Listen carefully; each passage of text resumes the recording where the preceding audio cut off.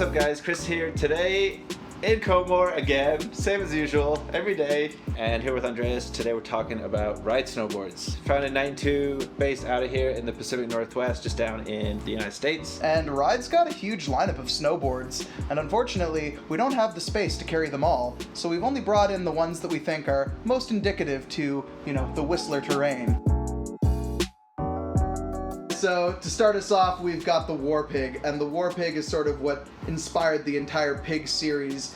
They brought this thing out about 5 or 6 years ago, and it has been an award winner ever since. It seems that this thing is super versatile, and no matter the kind of rider, they gravitate towards this board and they can ride it. There's been people riding this board for park, there's been people that ride this board specifically for powder and for trees, and there's other people that have ridden this board for bank slalom as well. So it's a great all-rounder. Has a twin setup to it, but it's still a directional board. It's set back slightly in its overall shape. It's definitely one of those volume reduced boards where you're supposed to ride it about 5 to 7 centimeters shorter than a normal board. It's like one of the original reduced boards. It's one of the original volume shifted, volume reduced snowboards out there. More surfy, more nimble, easier to turn, while still retaining all of that surface area because it's now wider. It's basically flat between the insert points, and then this one has got a more extended rocker on the nose, tighter rocker on the tail, so you get a bit more playful stuff going on in the nose. You can kind of get more into nose butters and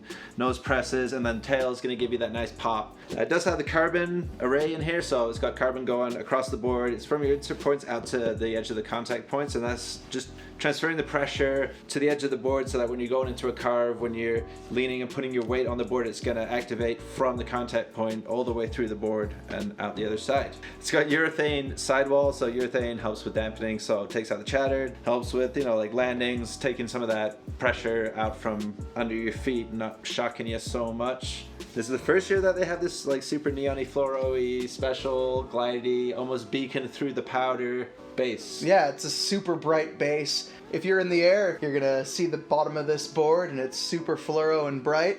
It's like a beacon in the night. And if you tomahawk, people will know, oh yeah, tomahawk, and there he goes. He went down there. And one of the other advantages to such a wide board is the fact that you can get bigger boot sizes on it. So, you don't have to worry about getting toe or heel over drag when you're riding this guy, and it really lays in a nice hard arcing carve. You can really feel confident laying into a board that's this wide, knowing that you're gonna get that edge stability. You could ride it a little bit bigger for yourself for more of that all mountain free ride, or you can ride it a little bit smaller for being nimble in the trees and quicker, like edge to edge, easier to move around. So you're not limited by the board. It's like more the style you want to get out of the board. Yeah, I've ridden this board in both the large and the extra large, and I would say the large is probably the better daily driver for me, but the extra large is what I want in deep powder days. Yeah, this board is like Swiss Army knife of snowboards, one of the originals, super versatile. That's probably his main thing, right? It's just so versatile in almost all conditions. And it's also super popular. This board sells out every year before Christmas. Get it early.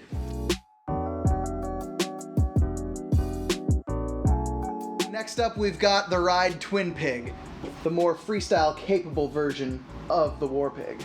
Yeah, so being in that Pig series, it still has that volume shifted shape. Still designed to go off into the powder, do some all mountain, but it has that freestyle focus. So this one has camber in between the feet. It has a bit of rocker in the tip and tail. Lost all that carbon, so it has more of a natural feel, but it still retains some of that pop through the camber shape. So Twinpig is the only one in the Pig series that has that asymmetrical side cut in there. What it does is have a deeper side cut on the heel. It's not something that feels crazy different.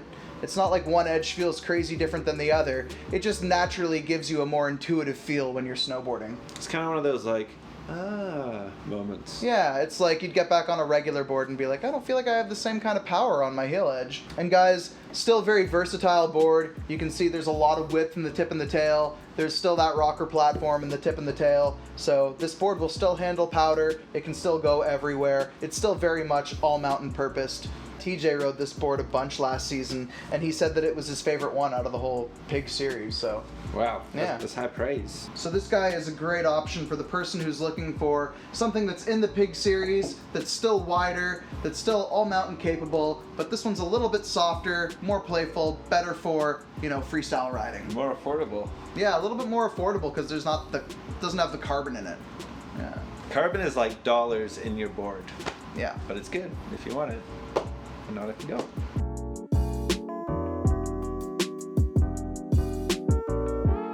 Okay, and then the newest pig in the pig range is the Super Pig, which is piggier and more carbony. The Super Pig was one of my best of tests last season. I was lucky enough to demo this thing in late April, and it did not disappoint.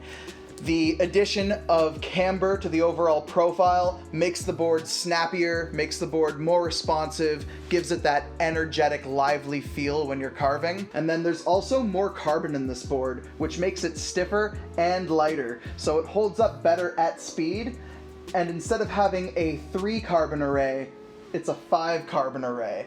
It's no wider, it's just they packed the bits in between, so it's like a double Big Mac. Instead of just a Big Mac, they just jammed more between the buns.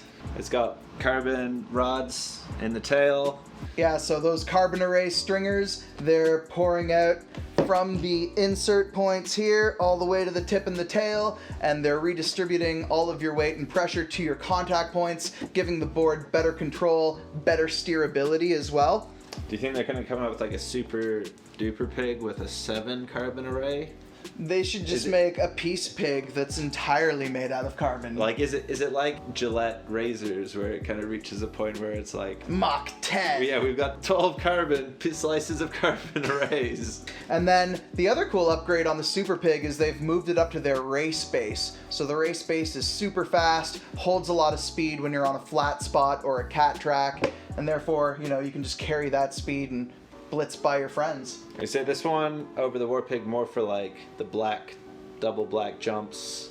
Yeah, the more aggressive rider, maybe the heavier rider, the rider that just wants that energetic, responsive feel of camber. And in terms of flex on 1 to 10, 7, 8.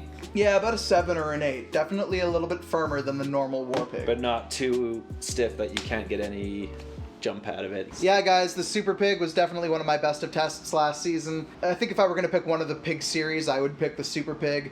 It's definitely a little bit more aggressive, but it has more response, it's more snappy, it's definitely better at speed, so it's one of my favorites. Great all-rounder. You like classic camber too, though. It's going to be flying off shelves and off jumps. Tell us about the mountain pig. The mountain pig is a mountain pig, and is your spirit animal the mountain pig? So this is the more big mountain, hardcore, aggressive pig in the Pig series. This is like that pig has gone feral, it's wild, and it's rampaging the mountain.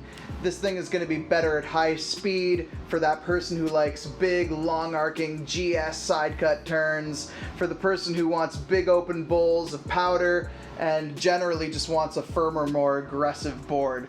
I would consider this like big mountain resort, and definitely more capable for that rider who knows what they're doing, for more of that advanced level user. I wouldn't say that this is as easy or as open-ended as the regular Warpig, and I would also say that the regular Warpig is maybe a little bit more maneuverable in tighter areas, versus this guy is maybe a little bit more drawn out in its turns, but you can really lay those carves down. It's a setback camber with a bit of rocker in the front shovel for turning initiation and for float, but the majority of the board is camber dominant, so you really get that lively, energetic, responsive feel out of a traditional cambered shape. There's also a slight little notched out tail here. That notched out tail just helps the tail to sink in deeper snow, making sure that the front end always floats and the tail always sinks.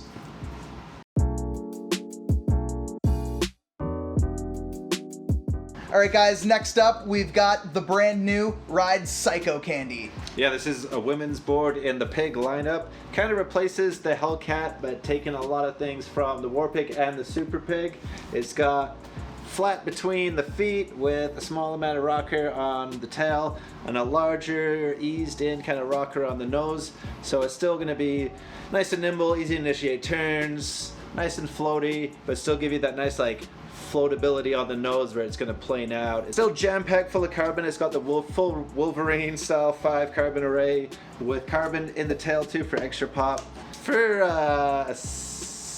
I would say psycho or a candy person, it's for an aggressive lady that likes to ride hard.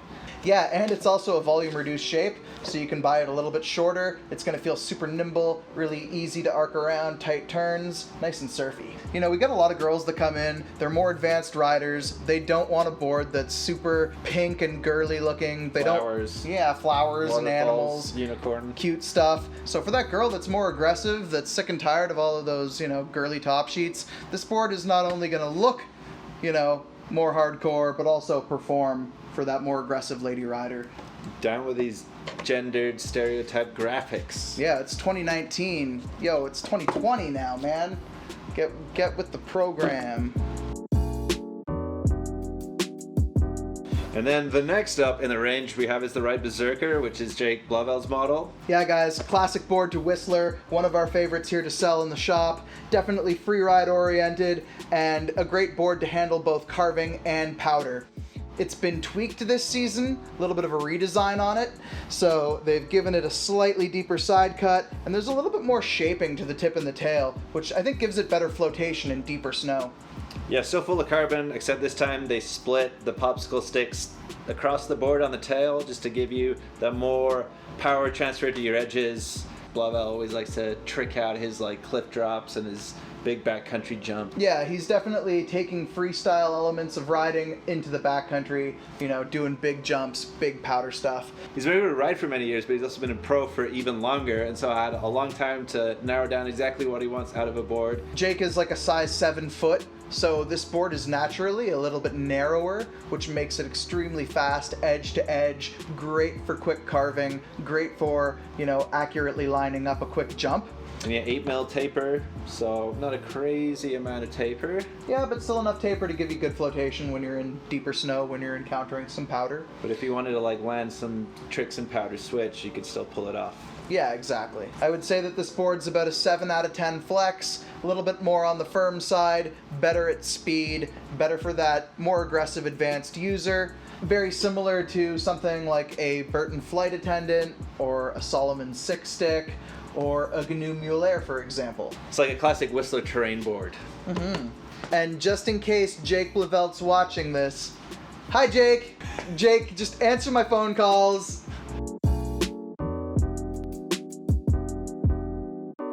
Alright guys, so next up we've got the Ride Magic Stick.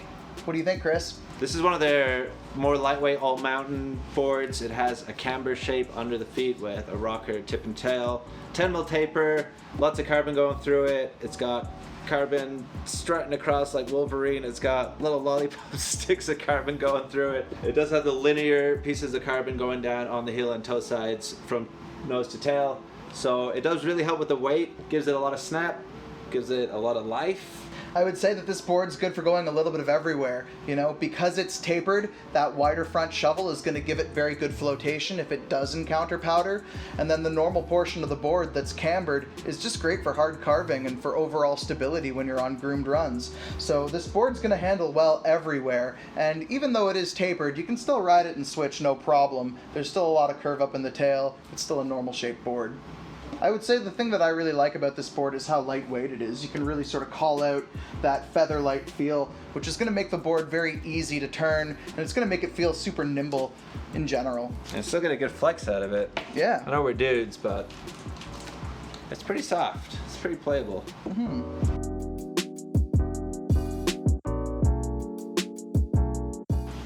All right, cool guys. That's the ride lineup that we've carried this season at COMOR Sports here in Whistler on Main Street. Thanks so much, Chris, for coming on in and checking these boards out.